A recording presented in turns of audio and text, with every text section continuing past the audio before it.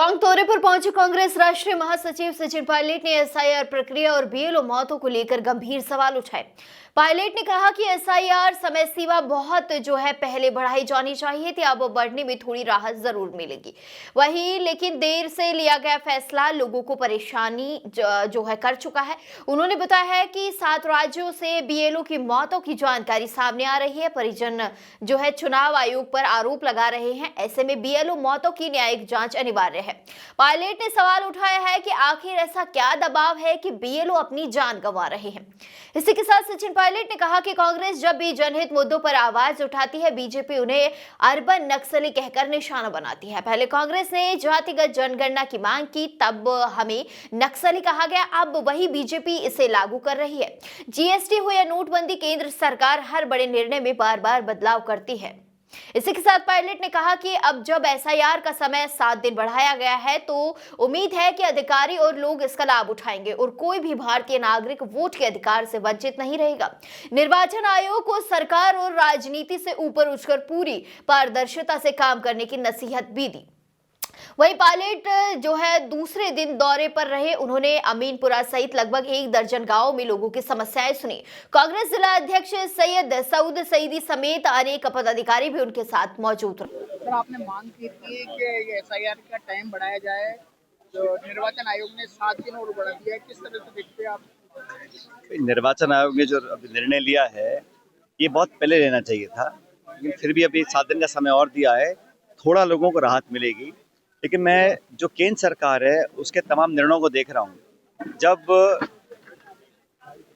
नोटबंदी करी तब बार बार नियम बदलते रहे, 50 बार नियम बदल दिए। फिर जब जीएसटी लेकर आए, अब 8 साल के बाद उसको बदल दिया। पहले जब कांग्रेस मांग करती थी कि भाई एक जनगणना होनी चाहिए, कास्ट सेंसस होना चाहिए, तो बीजेपी बोलती थी हम अर्बन नक्सली हैं। अब हमारी बात को मानते हुए जातिगत जनगणना भी हो रही है। हमने कहा एसआईआर का समय कम है, अब एसआईआर का समय बढ़ा दिया। लेकिन मुझे लगता है कि ये जब दबाव इतना पड़ा, जो कर्मचारी है, बीएलओ है, इतने प्रेशर में काम कर रहे हैं, सैकड़ों जगह खबर आ रही है कि आत्महत्या लोग कर रहे हैं, तो ये बहुत पहले करना चाहिए था। बहरहाल थोड़ी राहत मिली है। उम्मीद करता हूँ कि लोग और सभी जो अधिकारी हैं इस समय का लाभ उठाएंगे और एक भी मतदाता, एक भी इस देश का नागरिक जिसको वोट देने का अधिकार है, वो वंचित न रह जाए। इस प्रण के साथ निर्वाचन आयोग के सभी साथियों को काम करना चाहिए और पारदर्शिता रखनी चाहिए।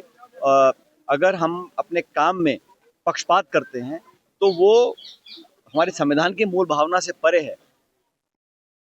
निर्वाचन आयोग एक संवैधानिक संस्था है और उसको विचारधारा, सत्ता, दलगत राजनीति, नेता और सरकार से ऊपर उठकर लोगों के लिए काम करना है, ताकि लोकतंत्र की जो भावना है, हमारे पूर्वजों ने जो स्थापना करी थी, वो आगे बढ़ती रहे और पूरे देश में जो भारत का नाम है, एक महान लोकतंत्र के नाम, उसको आगे बढ़ाएं, उसमें रुकावट पैदा ना करें। ये काम इलेक्शन कमीशन को करना चाहिए। आज भी बीएलओ की मौत हुई है, परिवार ने आरोप लगाया है निर्वाचन आयोग पर। ये 7 राज्यों में इस प्रकार घटना आ चुकी है, केरला से लेके, असम से लेके, उत्तर प्रदेश में लेके, राजस्थान में यहाँ भी कई खबरें आई हमारे पास। तो ये ऐसा क्या कारण है कि जो बीएलओ है उसको सिर्फ वोट जोड़ने का काम तो करना है, उस पर क्या दबाव होगा कि वो अपनी जान लेने के लिए विवश हो रहा है? ये गंभीर जांच का विषय है और सरकार को, प्रशासन को, जहाँ पर भी हैं, राज्य सरकारों को भी जांच करनी पड़ेगी कि ऐसे अगर हमारे बीएलओ अपनी जान लेने में विवश हो रहे हैं और परिजन आरोप लगा रहे हैं, तो उसकी तो न्यायिक जांच बिठाई जानी चाहिए।